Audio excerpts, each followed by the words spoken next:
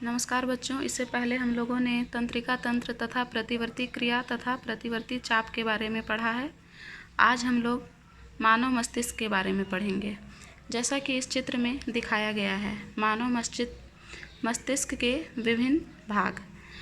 इसके मुख्य 3 भाग होते हैं: अग्र मस्तिष्क, मध्य मस्तिष्क और पश्च मस्तिष्क, जिसे कि इंग्लिश में फोर ब्रेन। अग्र मस्तिष्क को फोर ब्रेन कहते हैं, मध्य मस्तिष्क को मिड ब्रेन कहते हैं और पश्च मस्तिष्क को हिंड ब्रेन कहते हैं। तो अब हम देखते हैं इन तीनों का क्या कार्य है, या फिर यह तीनों किस तरह हमारे शरीर को नियंत्रित करते हैं। इधर हम देखते हैं अग्र मस्तिष्क, मध्य मस्तिष्क, पश्च मस्तिष्क। तो अग्र मस्तिष्क जो है वो क्या है? हमारे मस्तिष्क का सबसे जटिल एवं विशिष्ट भाग है तथा यह आकार में, जैसा कि हम इस चित्र में भी देख सकते हैं, अग्र मस्तिष्क का भाग ये पूरा है, यह आकार में सबसे बड़ा होता है। इसके मुख्य भाग हैं ललाट पाली, जिसे कि फ्रंटल लोब कहते हैं, पेरिएटल लोब, टेम्पोरल लोब, पश्च कपाल पाली, जिसे ओसिपिटल लोब कहते हैं। मध्य मस्तिष्क के मुख्य भाग हैं टेक्टम, टेगमेंटम, मस्तिष्क डंठल, जिसे सेरेब्रल पेडनकल कहते हैं, तथा मस्तिष्क जल सेतु, जिसे सेरेब्रल एक्विडक्ट कहते हैं। यह सबसे छोटा भाग होता है मस्तिष्क का, जैसे कि हम इस चित्र में देख सकते हैं। मध्य मस्तिष्क का जो एरो किया हुआ है यहाँ देखिए, यह बहुत ही छोटा भाग है। तो मस्तिष्क का सबसे छोटा भाग है मध्य मस्तिष्क। यह अनैच्छिक क्रियाओं को नियंत्रित करता है।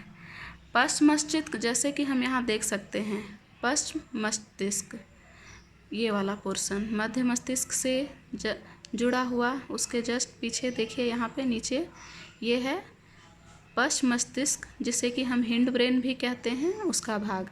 इसके अंतर्गत है पोन्स, मेड्यूला और अनुमस्तिष्क, जिसे कि इंग्लिश में सेरिबेलम कहा गया है।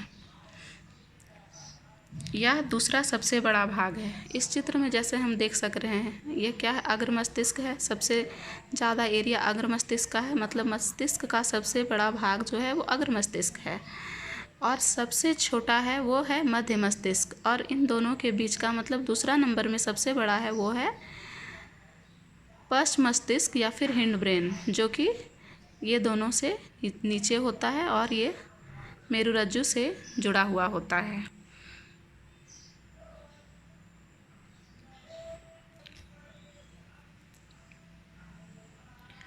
अग्र मस्तिष्क के कुछ मुख्य कार्य हैं। यह हमारी बुद्धि और स्मरण शक्ति को नियंत्रित करता है। हम इसमें कह भी सकते हैं कि अग्र मस्तिष्क मतलब ये जितना भी हम लोग को टर्न्स या रिंकल्स, टेढ़े मेढ़े आकृतियाँ दिख रही हैं, वह इसमें क्या है? नर्व की संख्या है, न्यूरॉन्स की संख्या है। जितने अधिक संख्या में न्यूरॉन्स रहेंगे उतना अधिक वह व्यक्ति बुद्धिमान या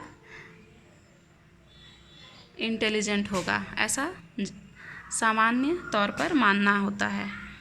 अब हम देखते हैं मध्य मस्तिष्क। मध्य मस्तिष्क क्या करता है? मध्य मस्तिष्क अनैच्छिक क्रियाओं को नियंत्रित करता है।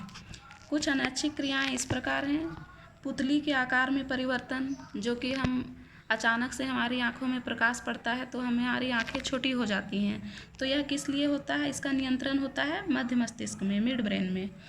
या फिर सिर, गर्दन आदि की प्रतिवर्ती क्रिया, ये सारी प्रतिवर्ती क्रिया हमारे मध्य मस्तिष्क से जुड़ी हुई होती है, या फिर उनका संदेश मध्य मस्तिष्क तक जाता है। हिंड ब्रेन या फिर पश्च मस्तिष्क, इसके 3 भाग हैं, जैसे हम लोग पहले देख चुके हैं। अनुमस्तिष्क, जिसे कि इंग्लिश में सेरिबेलम भी कहा गया है, यहाँ पे लिखा हुआ है। मेड्यूला, जिसका हिंदी और इंग्लिश नाम दोनों सेम है, मेडुला का मेडुला ही बोलते हैं और पॉन्स को इंग्लिश में पॉन्स ही बोलते हैं, इसलिए मैंने इसका इंग्लिश नाम बगल में नहीं लिखा है।